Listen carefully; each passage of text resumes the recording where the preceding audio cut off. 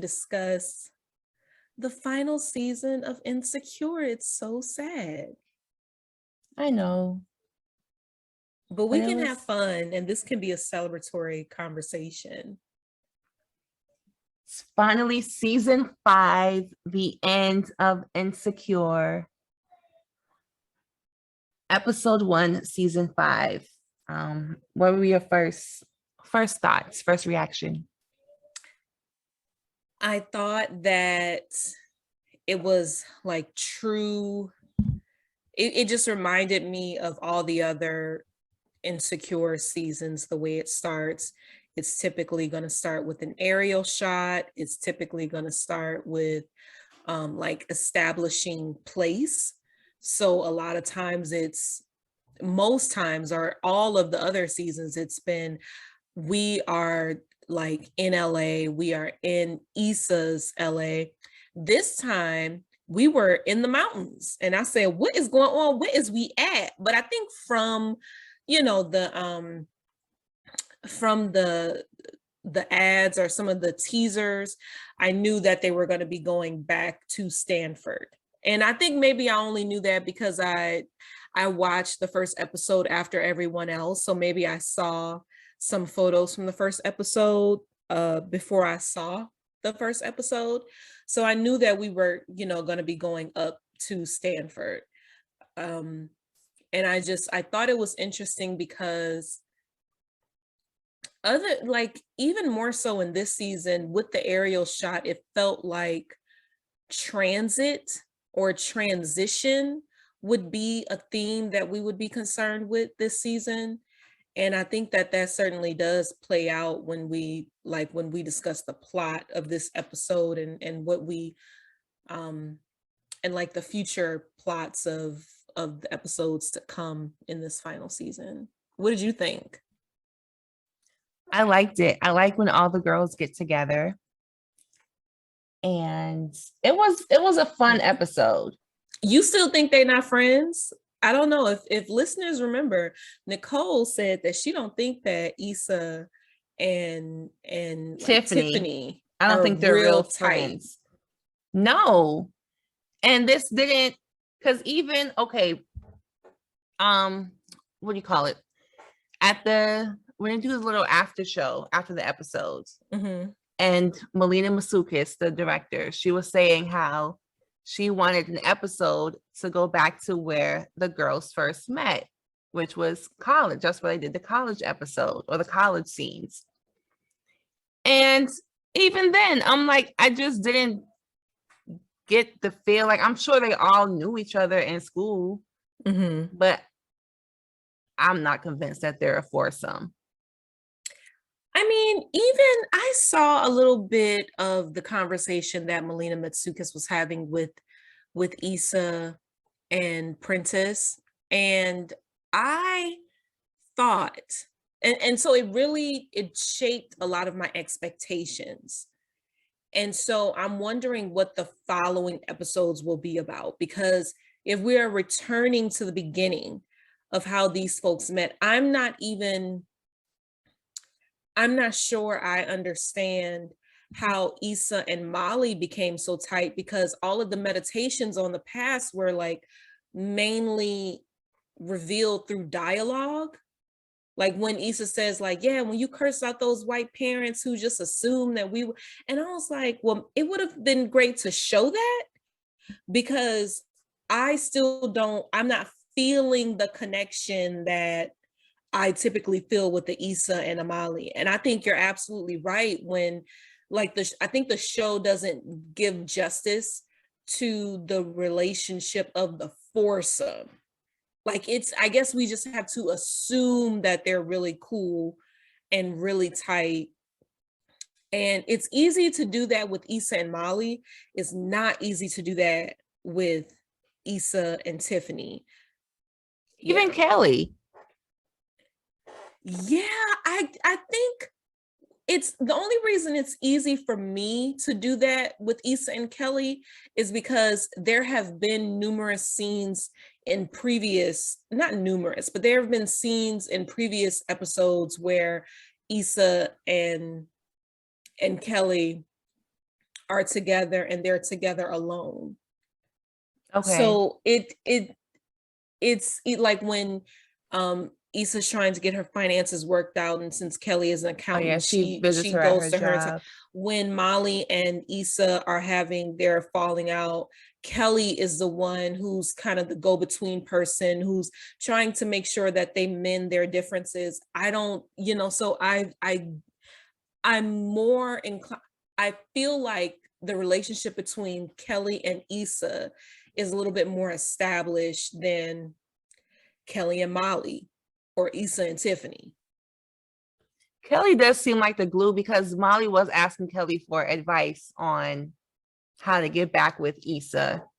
Honey, and wasn't that advice the truth? When she said, how did y'all know? Molly said, how did y'all know y'all were like back? And Tiffany said, not Tiffany, but Kelly's like, we were fake back before we were really back. And I was like, that is so true when you have a falling out with a friend.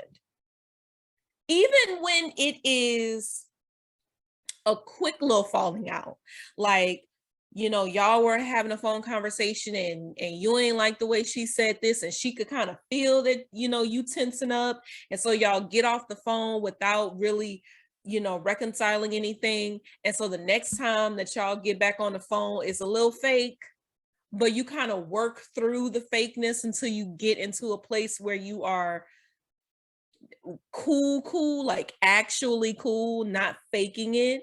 And so I wonder, like,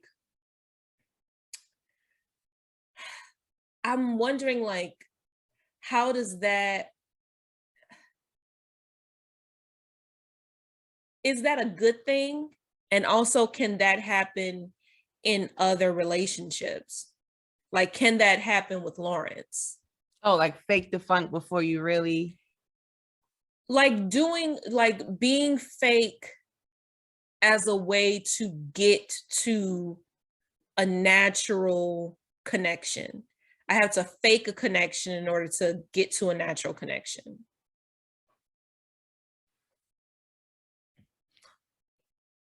And is that healthy?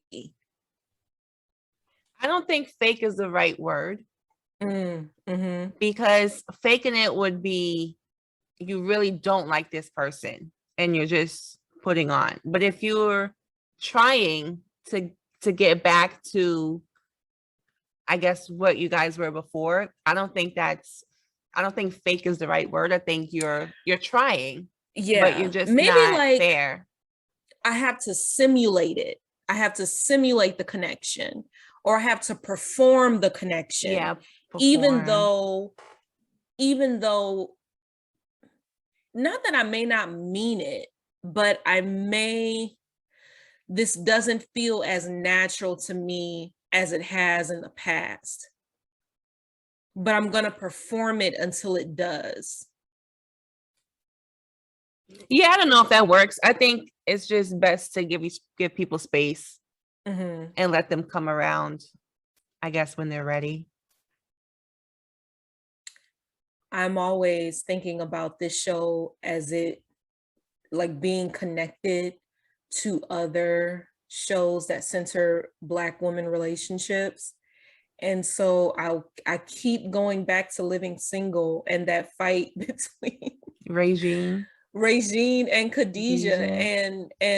And how the costume design was used to show the pair. Like it was used to show like because in that episode where Regine has her housewarming party, like she's moved out of the brownstone and she has a housewarming party, and she doesn't invite Khadijah because she's being petty, but she invites everyone else, and everyone else except for Max and Khadijah show up. And so when they get there, they meet their like doppelgangers. Like instead of Kyle, there's a man named Carl there who's dressed like Kyle. And he is just has the same attitude, really pretentious. There's the building super named so it's not, it's Like a if you name. know their names, you good. Because I've seen this episode. I don't know their names, but I Yeah, know it was like Orenthal, not Orenthal, but it was something like that. There was a woman there who had a voracious appetite, as Kyle said, and she was dressed in the same, she had the same dress on the as same denim outfit. Maxine. Yep. Yeah, a woman who was into, The puppies, Khadijah and doppelganger. She had her own pet business. She she had ran her her own own pet business, and she business. had a cousin who worked for her Yep. and who was saying things like hush hush hush instead of woo woo woo like Sinclair.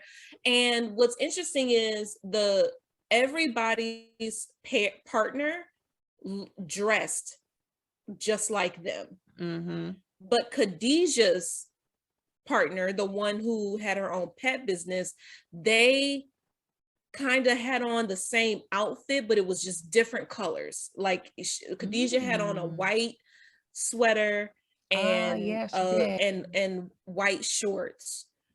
The woman who ran the pet grooming business had on a red sweater and red pants. But Regine, there was no doppelganger for Regine, but she was also wearing all white in the same You got way a good that Khadijah eye. was. So I was like, this is to show us that instead of us looking for a pair outside of the group, the connection is between Regine and Khadijah, and that is what we should focus on. So when I saw Issa and Molly in the matching Stanford sweatshirt, I was like, oh my gosh, we're about to get like this. This is the same thing. Like we, their minds are thinking alike, and they're a pair, they're a unit. Like there is no show without the pair, without the core that is their relationship. I remember even the promo for, it was either season 1 or season 2, and Molly was always in the promo. Like so the show has always been about those two. Well, But she go was in ahead. the last. She wasn't in the first one because we didn't know. Because obviously we didn't know about Molly. Yeah. I But she think she wasn't, I was. think She was in the middle ones, maybe 3, 4. I'm thinking it was either season 2 or season 3, because the season before this was the picture of like, it was just Issa Everybody. and the block party, like, Yeah. um, but yeah, but there was no real, like, towards the end where they have that big laugh scene in the car after they got robbed by their friend. By Cheyenne the scammer. Child, I said, no shot. Come on now. We got to do better. But yeah, I just thought the scenes between them felt uncomfortable for me. I wish they did like a what do you call it, a throwback episode where they showed you how the girls met. I wish that what Exactly. this was. I I wish thought that's that's what what we were this getting. was. Yeah. But no, we got a 10-year reunion, and Issa speaking on a panel with entrepreneurs. Oh But let my me see, gosh. where do I want to go first? Do we want to talk about college? Do you want to talk about Cheyenne the scammer? I want to talk about Or Cheyenne the scammer with her banging body and her wonderful dance skills. well, did she? Did she really dance with Sierra and Sweetie? Because she ain't pay to get in. She got in, she snuck her way in. How do background dancers get paid bank? I mean, maybe choreographers get paid money. I don't know, money, but she was. It's funny how she mentioned it instead of them saying, "Oh, I saw you, dancing with so and so." It's always like hearsay. Even with I the would not Sierra be one. surprised if she was not, if she Yeah, never danced. she's with scamming. And even Tiffany was like, going back watching it again, Tiffany was like, something ain't right with this one.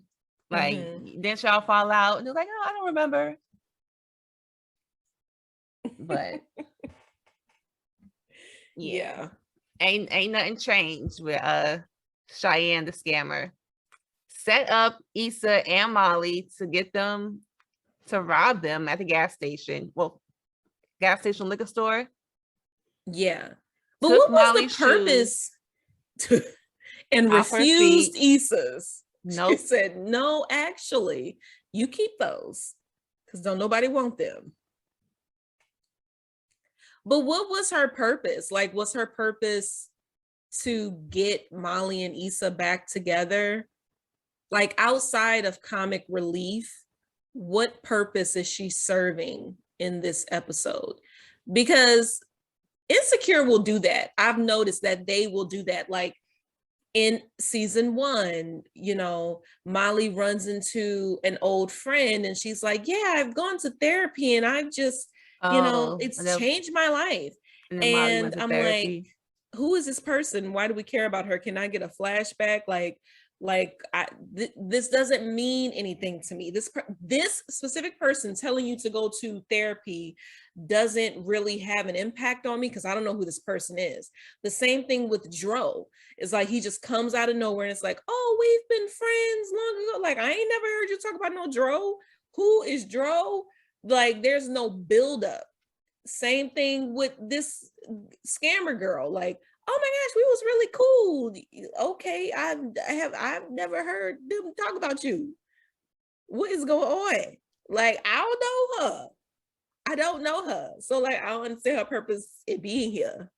Well, going back to the conversation with Melina and Prentice and Issa, they were saying how that's after the scam and robbery.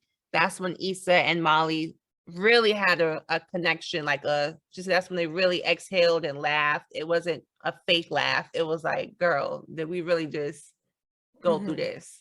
So it was something that they experienced together that wasn't, I guess, fake, or they weren't, like, they didn't have to, I guess, walk on eggshells with their connection. They was just like, girl, this girl really just robbed us. Like, we really just got played.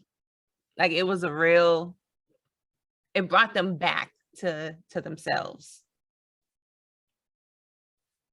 Yeah. What I also found was interesting was Kelly. Because when they were in the car, Kelly was upset. Well, first thing, the university killed her, even though she's there. I guess no one realized she's not dead.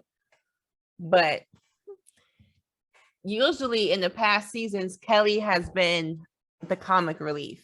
And in this episode, Kelly was really like bummed out. She was like, man, it's not funny no more. You know, ain't y'all like, what's wrong with y'all? And then I guess Kelly was like, am I just a joke to y'all?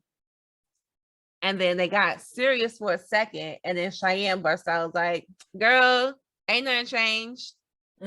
But listening to that, I was thinking about how these past 4 seasons, Kelly has been the joke. Yeah. She has been the one that's the comic relief, the one that's always laughing. This was the first time she was just really serious and contemplating, like, damn, am I just a joke to all y'all? Like, just how y'all feel about me? And then Cheyenne being like, ain't nothing changed. It's like, okay, like, she just, you can see there's like this evolution. I'm curious about these next episodes. Yeah. Like, are they going to evolve Kelly to like a deeper revelation? Given the weight that the death of, like, the fake death, given the weight that it holds in that first episode, I think they have no other choice but to like unravel Kelly's character a bit more. One, I think the fans have been asking for it. Yes. 2, I think that as funny and silly as it is, it's also it's serious. Like it's also sad. I think it's because I have been reading Roxane Gay's memoir called titled Hunger, and how it's the complexity of like a larger Black woman living in this world and being both hyper visible but also invisible. And so to have somebody like Kelly, who is just the life of the party, always loud, always um crazy, like sometimes to an obnoxious degree, to have her be killed off, like I feel like plays around with the concept of invisibility. And are people have has the show really taking her seriously? Have her friends been taking her seriously? Like, when have we ever really checked on Kelly to make sure that she's good, you know? She's never really had, I guess, a significant moment. Yeah, I would say, like with Tiffany, it was the postpartum right. episode that kind of like shed light on Tiffany as like she's more than the Whitley Gilbert of the Yeah. friend group. And even if like Tiffany and her husband hadn't have had a baby, Tiffany is still married, so there is the assumption that her partner is has an interest in her well-being. You know what I mean? Mm-hmm. Like, so at the end of the night, at some point, I'm sure her husband has said like, "Hey, how was your day?" And like, be real with me, like, how you doing? You know, the show follows Molly and Issa. The show does not follow Kelly, so we really don't be knowing like what's going on with Kelly other than No, jokes and stuff. You know what I'm saying? So I think that it's interesting that mistaking her for dead is the way that we enter her character being developed. I'm excited. I want to Yeah. know more about Kelly. Oh, absolutely. And she, and this podcast. Was it Prenny's Preguntas? I Is that how you don't say her even, last name? Prenny? didn't she? It's Well, Kelly what did she Prenny, call the right? people? I don't even remember, but she called them something like "Hello, Kelly." Something she called them. I thought it was a play on the name Kelly, No, but the maybe podcast not. is Prenny's Preguntas. Oh my gosh, I cannot deal with Okay, Kelly. so this episode, they're at Stanford for their 10-year college reunion. And Issa has a conversation with her college self in the mirror. And it kind of is a very reflective conversation. And college Issa is asking her, like, hey girl, so what's up? Like, are we famous? Are we a lawyer? Did we meet T-Pain? Like, what's going on? Like, do we got a man? Like, what's up? So, question time. If you could look back at your college self, what do you think? Would you think she'd be happy or proud or seeing as surprised? though seeing as though like I'm in a graduate program right now, I think she would be like, "Girl, Why? when you gonna be done with school? Like, when could, like, I understand you like school, but aren't you done? Can we be done? Like, damn, we still in school? We still, 10 baby, years later, what? we still in school? Why? I think she would be asking me that, but I think, gosh, I don't know. You go first. Now, I don't be thinking about answers for myself, but let me think. college me. Let's go with like 23, 24.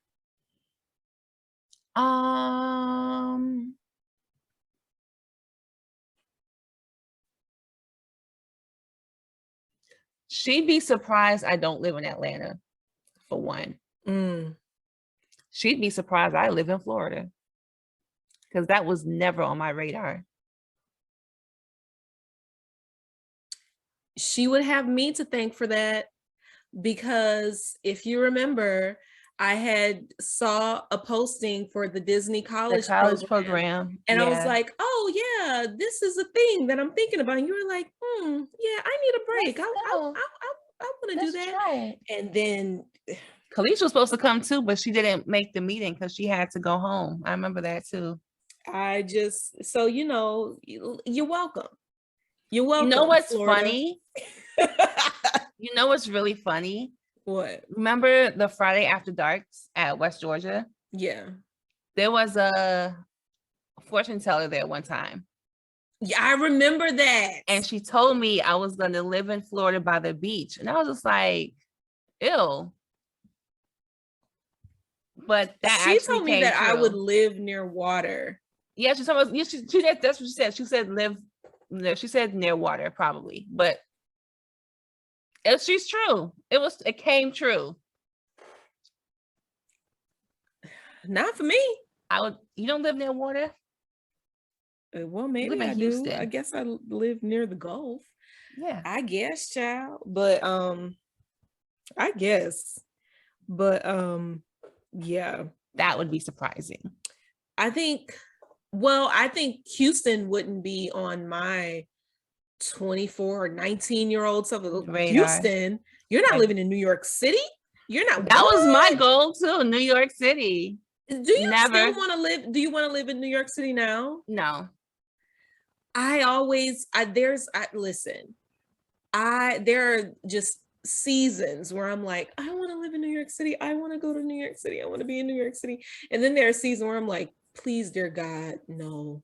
The way them prices set up, I'm like, it's not worth it. Not right now. But I think even for me, like, even if money wasn't an issue, like, let's say, and we will get to a place where we can have any place we want in New York City.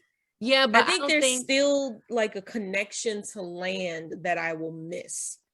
True. Like being there where it's like building on top of building on top of building. I mean, of course, like you could go out and live in Queens and have a yard and stuff like that. You could live upstate, but that's not New York City. But anyway, with this coronavirus, I don't want to live in with 100 other people. True. Coronavirus taught me I want to live alone with space. Yeah. That makes sense. Yeah, but my college self would be surprised that I'm living in Florida by the water. Career-wise, I don't know. Even though I was in school for nursing, I knew I didn't really want that. So I don't think that would be a surprise. But yeah, I don't know. What did you think of Issa's younger self and her expectations as it related to having a man in her life and being a lawyer? Like, I never knew that one of Issa's first goals was to be a lawyer. It makes sense because I feel like when you're young, you expect for yourself the greatest. I didn't want to be a lawyer, but you expect for yourself, you have these high ambitions. Like, oh, I'm going to be a doctor, or I'm going to be a CEO. I'm going to, like, you don't aspire to be entry level, or, like if you're going to do something, you're like, I'm going to be the greatest of this. But why lawyer and not like Well, she said she mentioned it. DJ. Well, she said that she asked if she and Molly opened their law firm together. So I think it was kind of like that best friend pact. Like, oh, we're I gonna feel be like Black that. lawyers. Yeah. We're gonna have a firm together. We're gonna be killing it, like that type of thing. Which Yeah. I got. I'm like, that seems normal. Like, I get it. I can see being like 18, 19 with your best friend, be like, yeah, girl, we're gonna have our own office downtown. She doesn't answer her younger self when she said, like, you and Molly still cool though, right? Like she doesn't answer. There's a lot that goes unsaid, a lot that goes unanswered in this episode. Like even the conversation between Molly and Issa, the conversation between Lawrence and Issa, the conversation between Issa and Issa's younger self. There are a lot of questions that are posed that Issa doesn't answer. It's like, do we got a man? It's complicated. Sure. Can we talk about the conversation that Issa has with Molly when Molly says, are we going to be okay? And Issa says, what do you mean? Like, are you asking me about the state of the universe? As you know, and there's it's like, you know what that girl is asking. Issa's being awkward. Yeah. I think Issa just doesn't know. She doesn't know how to act. Yeah. I think that Issa, I've never seen, I was listening to a previous episode about that, like maybe it was the previous season that we were covering, and you and Kalisha were saying things like Molly feels like she has to mother Issa. Yeah. And there's also a sense that like Molly felt like she was always in a better position than Issa. And I kind of had some, well, I won't say that, but I feel like in this episode, it felt like Molly wasn't like begging or groveling for Issa's attention, but it just felt like she was the more submissive one. Oh yeah, tables have turned. Yes. She even asked Issa for advice. I don't think Molly has ever done that. So when this episode, Molly runs into an old, call him fling, because I don't even think they really dated, because they didn't say this was like an ex, just an old college hookup. And for some reason, everybody was trying to get them hooked up again, because even Tiffany's husband was like, what's his name? Divorce. Omari. Omari's divorced. And then the whole time, Molly was really thinking about getting back with Omari. And then she asked Issa. Issa was like, you asking me like for advice? And then Issa gave her great advice. I thought she was like, you wasn't tripping on Omari before you came here, so why are you tripping on him now? It's like you never tripped on him even back in the day. He was going after you, and you just went with it. And Molly listened to her. Like Molly is just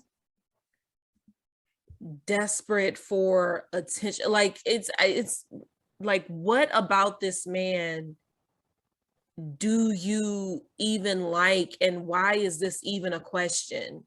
Like I'm with you. I'm so with Issa. Like, why are we tripping about this man? You ain't never even talked about this man for the last 10 years. Like, why are you talking about him now? Is it just because you saw him? Like, I don't get it. Is it just because he's showing interest in you? What's happening here? I don't know. And that's no judgment. Like, that's not me saying that, I'm better than Molly, or I haven't been in that space, but I'm just wondering, like, what is going on, Molly? Like, some of this is a bit concerning to me. But Well, I think because she wants to settle down. mhm. She wants a boyfriend, but then it's like but when she gets a boyfriend, She don't it's know like how to act. she doesn't want to. It's the weirdest dynamic ever. And I mean, I listen, and I'm probably so hard on it because I am the exact same way. But yeah, you do. I want to be married. I want to be married. I want to be married. And then you put these men through the ringer. It's like you make it impossible to be in a relationship with you. And it's so sad to watch. But child. But I'm happy she did not go back to Omari. I keep seeing clips of Molly with a short hairdo. So Yes. I'm just assuming that there is going to be a significant transition as it relates to her character, because to like just go wigless and cut off all your hair, it's like what is going on? There's a sense of like freedom. There's a sense of like fearlessness. There's a sense of like shedding old ways. So I'm interested to see like how Molly is going to change over this, like during this new season. I'm interested in Issa's relationships. With who? Everybody? Yes. So at the end of this episode, we find out that Issa went back with Lawrence. Okay, so the end of season 4, we know that they were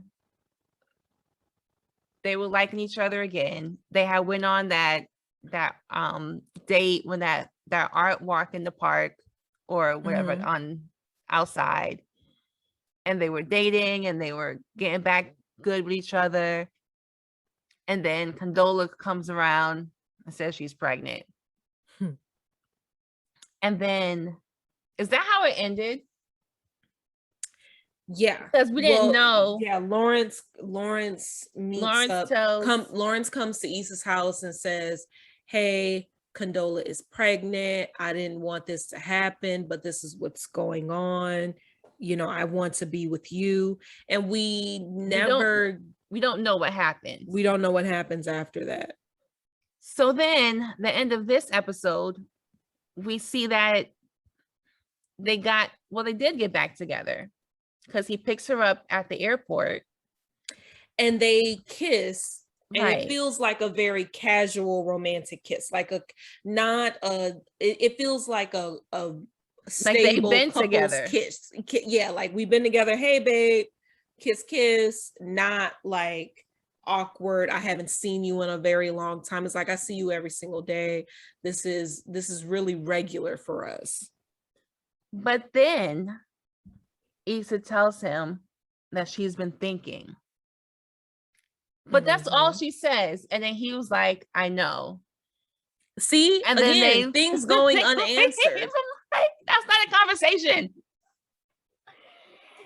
And then they part ways. So it's like, is this over? Like, is it over? And you had this man come pick you up from the airport knowing you was gonna tell him this. I guess it's good to tell him face to face and not over a text. Yeah, but I can't even pick. If I go pick somebody up from the airport and they break up with me, which I am assuming like this is a breakup or a break, I pick you up from the airport. I'll be pissed. Airport. And then after I get to your house, you talking about I've been doing some thinking. Yeah, if you've been doing some thinking, you could have Ubered. You could have took a Lyft to your house. You had me go out my way so you could break up with me. But it makes me wonder. It makes me wonder if they've been having these conversations. Like if this trip was like Mia's, because she said she had, Issa's time to think. When she said she was thinking, but we didn't see her think.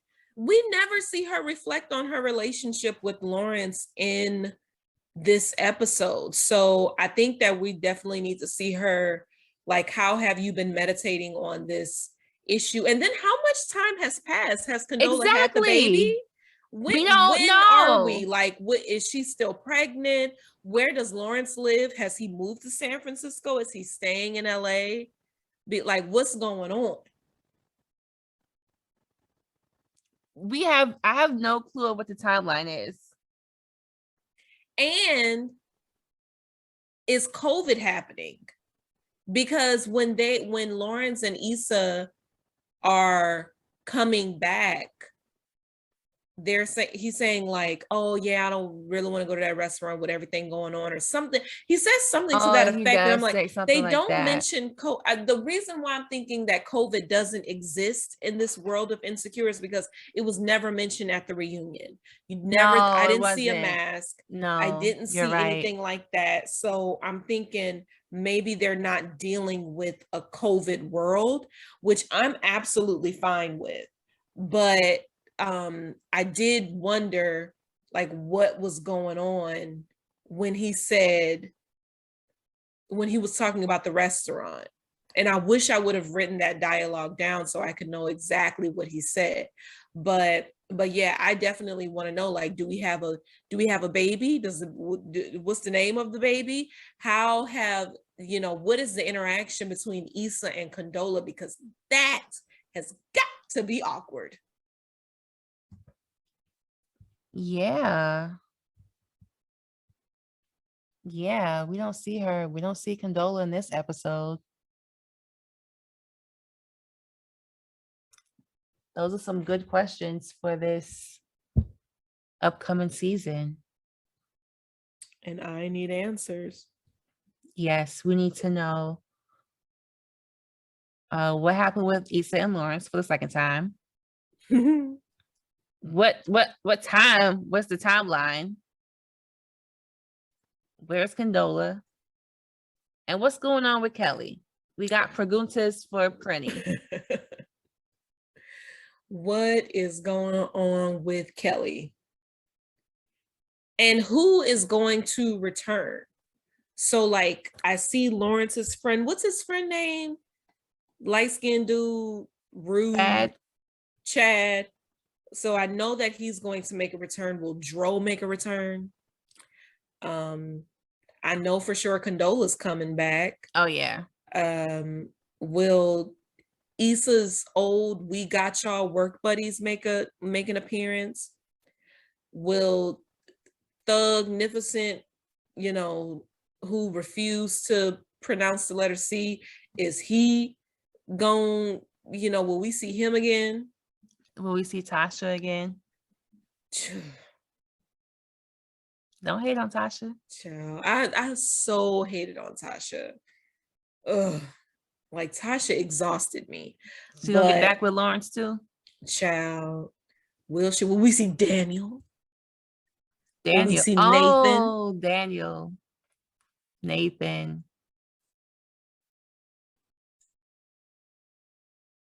I guess we got to stay tuned. Who do you want to see? Tasha. I want to see Daniel. So, you know what I'm saying? I'll put that in the atmosphere.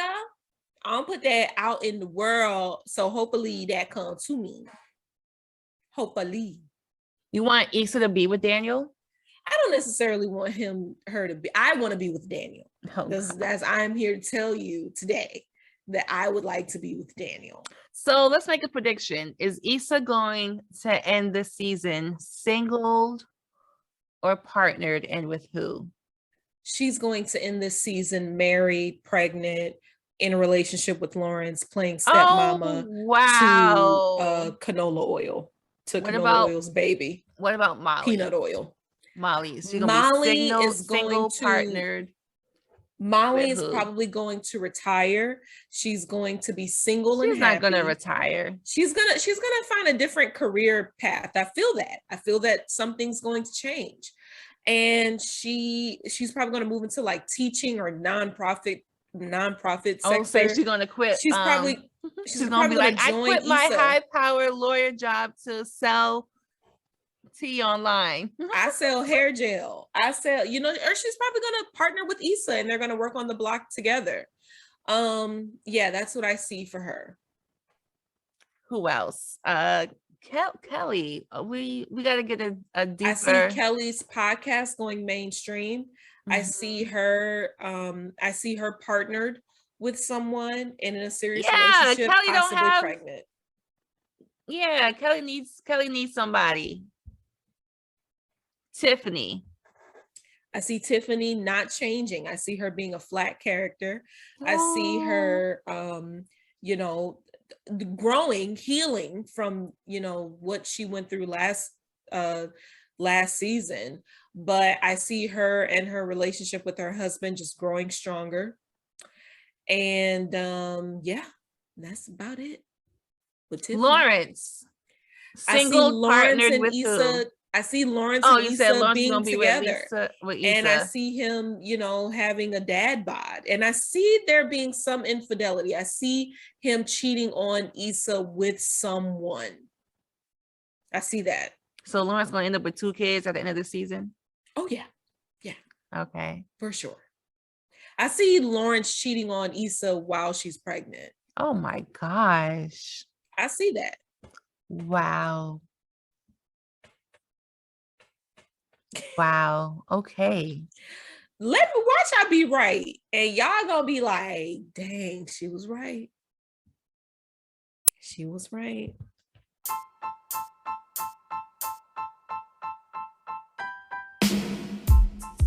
You have now come to the end of the episode. Thank you for listening. Let us know what you think. Hit us up on Instagram at Curry Gumbo. Bye. Bye, y'all. Smooches.